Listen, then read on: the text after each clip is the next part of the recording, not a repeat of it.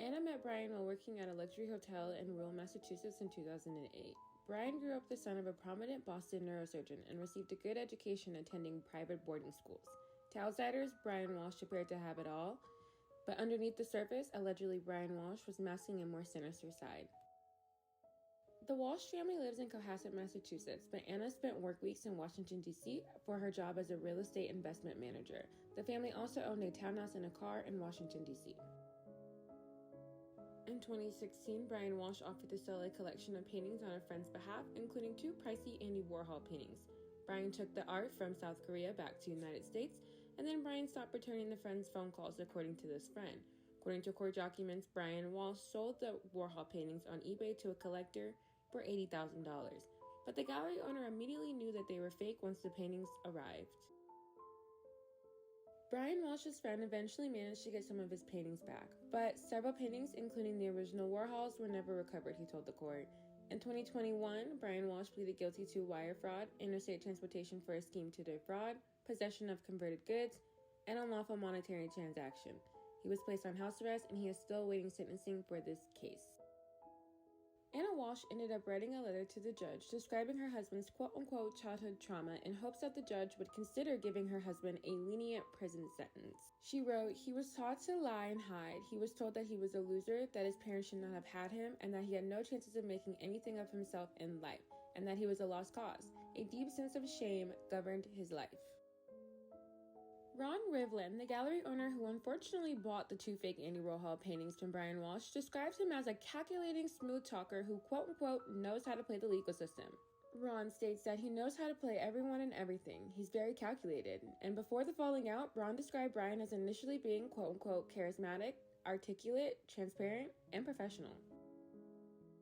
Ron reveals that he never wanted to take it to court. He was willing to simply accept Brian Walshe returning the money, but Brian did not follow through. He is quoted saying, "He started returning my money, and I told him that if he returned it all, I wouldn't pursue it any further. He took a chance, and I followed through on my promise. I did my own investigation, so I helped the FBI with everything to make it more credible." Ron describes that no matter what he did, lawyers, courts, and all that, he could not break Brian Walshe. He is quoted saying, "He still did not voluntarily settle, and he never apologized." Ron also states that when he did speak to Ana Walshe throughout his ordeal with her husband, Ana did seem shocked, and she also pressured Brian to call him. Ron describes them as newlyweds at the time, and he says that he did get a sense after speaking to her that she was not involved with her husband's crime. Ana Walshe was born in Siberia. She lived through the years of war and ethnic conflict before moving to New York for university.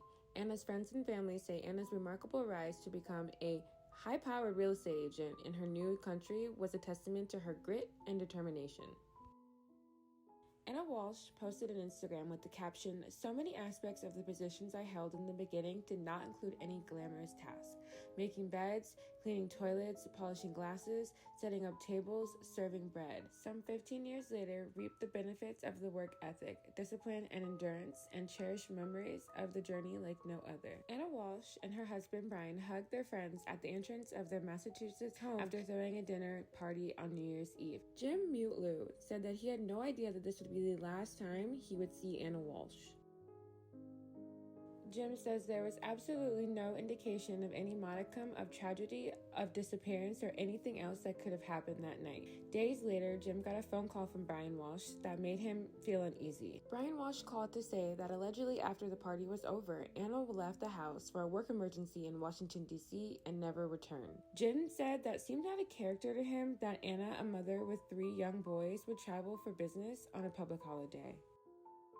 Brian Walshe reported Ana missing on January 4th. He explained to police that his wife left the house early on New Year's Day, stating that she had to go to Washington, D.C. for a work problem. According to the police, Ana Walshe was last seen at her home on January 1st. Brian Walshe said that she took a rideshare to Boston's Logan International Airport to fly to Washington, D.C. Chief William quickly states that Brian Walshe stated that he did not see his wife leave the house because he was asleep at the time. Another family member saw her at the house around 5 or 4 in the morning, quickly said, though he did not explain which family member that was. Chief Quigley is quoted saying, "We're not exactly sure why there was a gap between when Ana Walshe was last seen and when she was reported missing. It seems to be the situation where she does work in Washington, D.C., and it's not abnormal for her to work long hours and not contact the home right away. That seems to be the case." Things started to get suspicious when the property management firm where Ana Walshe works reported her missing as well on January 4th. Quigley had a press conference and he stated that Ana Walshe was now being treated as a missing person by authority. He's quoted saying, "It's not normal that she is missing. We automatically feel that she is in danger by the mere fact that she is missing." He stressed that police found no signs of foul play, though. He's quoted saying that "We are trying to locate Ana and get her home safely. We have nothing to support anything suspicious or criminal." He added that the State Police Special Emergency Response Team had now joined the hunt. Police initially said that Brian Walshe was cooperating with their investigation into his wife's disappearance, but on January 8th, he was charged with misleading investigators. The Norfolk District Attorney's Office announced the arrest, saying that in the course of the investigation, police, quote-unquote, developed probable cause to believe that Brian Walshe had committed the crime of misleading police investigators. On January 8th, Brian Walshe was arraigned for misleading investigators. He pleaded not guilty, and his bond was $500,000. On January 17th, Michael W. Morrissey, Norfolk's district attorney, announced that authorities intended to charge Brian Walshe with his wife's murder. The next day, on January 18, 2023, Brian Walshe was arraigned for murder and other charges. He pled not guilty, and he was not given a bond. As investigators dug deeper into the case, they uncovered information that shed light on Brian Walshe's movements after his wife was last seen, which contradicted his statements. Police looked for evidence, but they noticed that there was no records of an Uber ride or to the airport or any flights to DC taken by Ana in early January. Her bank cards were also shown to have no activity, and her mobile phone was turned off. Police, along with police dogs, searched the wooded area near the family home, while divers searched the bottom of a stream running near the family home. Police searched the Walshe home the day of Brian's arrest. When they searched the basement, they found blood, a bloody knife, and a second knife that was damaged. There was also heavy-duty large tarps and plastic liners found by the police during the search. Police also focused on the Walshe pool. Investigators had the pool drained for their search. After collecting debris, investigators started going through it. Brian's house arrest bracelet did not have GPS tracking, but he was given an exemption that allowed him to take his 3 sons to school. The terms of Brian's house arrest required him to report to authorities every time he left the house, along with informing them where he was heading. Brian Walshe told the police that in the days after Ana vanished, that he had gone grocery shopping and taken his mother home after a minor surgery. CCTV footage proved otherwise. There was video surveillance found that appears to show Brian Walshe out at a juice bar on January 2nd, although he had not reported Ana missing to police yet. Police claim that Brian Walshe explained that he'd taken one of his sons there for a milkshake, and that is the only place he went that day. This would later be determined to be not true. On January 2nd, Brian Walshe walked into a Home Depot and paid $450 cash for cleaning products such as mops, brushes, tape, a tarp, a protective plastic suit with boot covers, buckets, goggles, baking soda, and a hatchet. Security cameras captured him putting those items in his cart while wearing a surgical mask and gloves. Surveillance video also captured Brian Walshe tossing heavy bags into dumpsters in Abington, and cell phone data also showed Brian Walshe had visited a dumpster near his mother's house in Swampscott. The trash bags in the dumpster near an apartment in Abington were collected and the contents incinerated before police could get to them.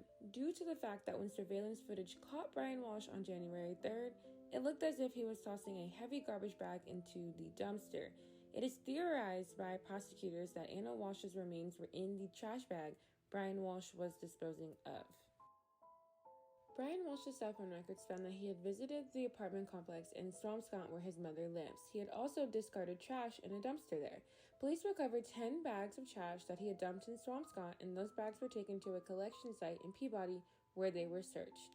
Inside the bags were rugs, cleaning products, Anna's rain boots, the one she was last seen wearing, a hacksaw, Anna's Prada purse, bloody rags and towels, a piece of necklace Anna has been pictured wearing, and Ana Walshe's COVID-19 vaccination card. They took the evidence from Peabody and sent it to the state crime lab where they had the items tested. The results concluded that there was in fact DNA from Ana Walshe present. Police logs revealed that Ana Walshe's real estate firm were the first to actually alert authorities of her disappearance. Police in Cohasset explained that they got a phone call from her employer at 11:45 in the morning on January 4th to request a well-being check for Ana Walshe. According to the police, the head of security at Ana Walshe's real estate firm called and told the police that, quote-unquote, company has contacted husband. He had not filed a missing persons report. This finding seemed to allegedly contradict the statements made by Tracy Minor, lawyer for Brian Walshe, made for her client when Brian appeared in court on arraignment for his misleading police charges. Tracy told the court that her client Brian contacted Ana Walshe's real estate firm to notify them that Ana Walshe was missing. Brian Walshe's car was impounded and when inspected showed signs of it being cleaned recently. Prosecutors allege that Brian Walshe continuously went on the internet in the ensuing days using his son's iPad for searches, including on December 27, Brian Walshe allegedly Googled, "What is the best state for a divorce for a man?" On January 2nd, he Googled, "How long before a body starts to smell?" How long to stop a body from decomposing? 10 ways to dispose of a dead body if you really need to. How long for someone to be missing to inherit? How long does DNA last? Can identification be made on partial remains? What happens when you put body parts in ammonia? Is it better to put crime scene clothes away or wash them? Brian Walshe just couldn't get away from the internet. He continued to search on his son's iPad from January 3rd to January 4th of 2023, and the searches include hacksaw best tool to dismember, can you be charged with murder without a body? Can you identify a body with broken teeth? What happens to hair on a dead body? What is the rate of decomposition of a body found in a plastic bag compared to on a surface in the woods? Can baking soda mask or make a body smell good? Investigators are reviewing an incident from August of 2014 in which Ana Walshe, who was not yet married to Brian, claimed that someone threatened to kill her and her friends. In a Washington, D.C. police report, she claimed that the threat came from Brian Walshe over the phone, but there are no charges filed as a result of her refusing to cooperate with the investigation. A friend of Brian Walshe's father, who remains nameless, says that Brian has a history of manipulative behavior. The friend is quoted saying that Brian is not trustworthy. Brian did some things that were shameful and horrible to someone he really cared about. The friend claimed that Brian Walshe stole money from his father, Thomas Walshe. There are court documents that also mention the alleged theft. After this, Thomas Walshe and his son had a falling out, and then later, Thomas Walshe died in 2018. Thomas Walshe, according to court documents, cut Brian out of the will. After Thomas Walshe died, Brian was later accused of destroying the will, then appointing himself the personal representative of his father's estate, and then finally liquidating it. Ana was building a successful career for herself as a real estate agent and appeared to be distancing herself from her husband. Brian Walshe's fraud case judge indicated that Ana was no longer living full-time at the Massachusetts home. Ana was also preparing to bring her children with her full-time to Washington, D.C., according to her friends. She sold property for cash in late December along with liquidating her expensive possessions. Ana Walshe owned real estate separate from Brian that was worth at least $1.8 million. Sadly, if Brian Walshe did in fact throw Anna's body into the dumpster that was later incinerated, prosecutors will never find her body because they have not found Anna's body yet. But prosecutors do believe without a doubt that Brian Walshe did in fact kill her. The alleged motive is that rather than get a divorce, it is theorized that Brian murdered Ana and then later dismembered and discarded of her body. And that is the story of Ana Walshe. That is the story of her disappearance. So far, that is all we have. Hopefully, when Brian Walshe goes to court, if he is in fact guilty, he is found guilty, and he does serve his time for what he did. Nothing can bring back Ana Walshe, but at least she can get some form of justice. At least her family can get some form of peace. So until that happens, it's not going to be okay. So if you like today's video, don't forget to like and subscribe. I upload weekly. I will get back to doing it weekly. But yes, until next time, be safe.